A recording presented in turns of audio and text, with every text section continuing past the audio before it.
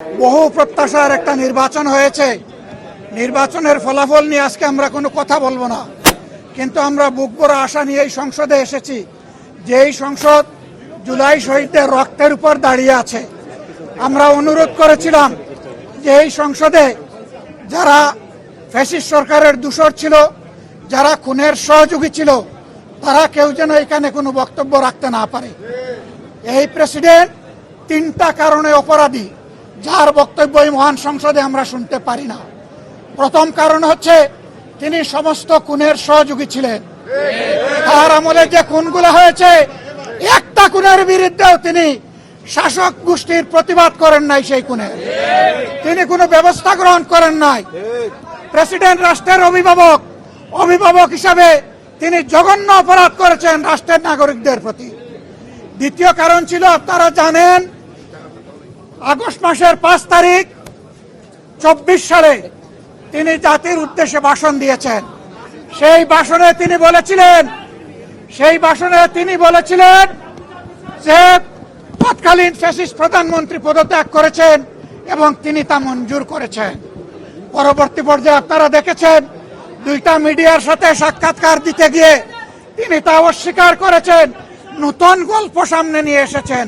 তিনি জাতির সামনে মিথ্যাবাদী হিসাবে সাব্যস্ত হয়েছেন। দেশের প্রেসিডেন্ট মিথ্যাবাদী সাব্যস্ত হওয়ার পরে প্রেসিডেন্ট হিসাবে তার আর কোনো নৈতিক অধিকার থাকে না। 3 নম্বর অপরাধ তিনি করেছেন, তিনি নিজের হাতে অর্ডিন্যান্স সাইন করেছেন। এই জুলাই অভ্যুত্থানের পরে ফেব্রুয়ারির 12 তারিখ নির্বাচন হবে।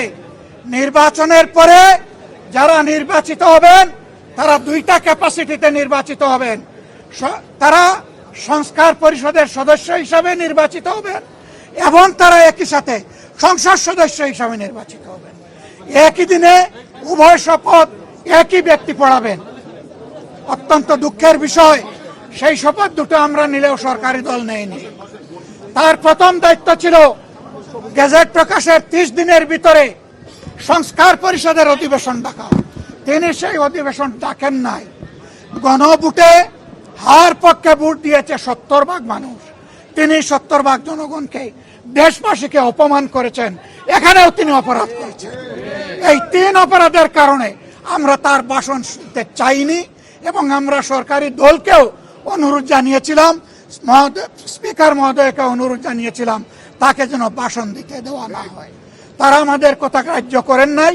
আমরা সংক্ষুব্ধ হয়ে সংসদ থেকে বের হয়ে এসেছি। আমরা আগামীতে এই সংসদে কোনো অন্যায়কে আমরা বরদাস্ত করব না এবং মেনে নেব না।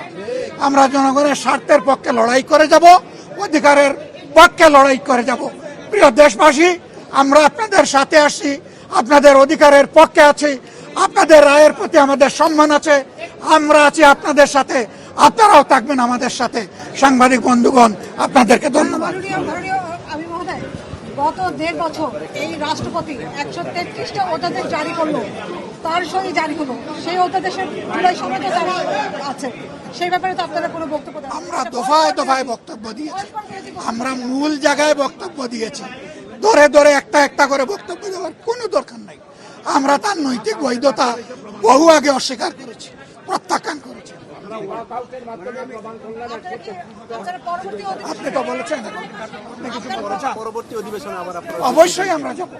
আমরা জনগণের পক্ষে কথা বলতে এখানে এসেছি, জনগণের অধিকারের জন্য লড়াই করতে এসেছি। এই সংসদ কারো একার নয়, এটা 18 কোটি মানুষের সংসদ। আমরা তাদের প্রতিনিধি হিসাবে অবশ্যই আমরা সংসদ। আপনাদেরকে ধন্যবাদ। একটা ইস্যুতে আমরা ধন্যবাদ।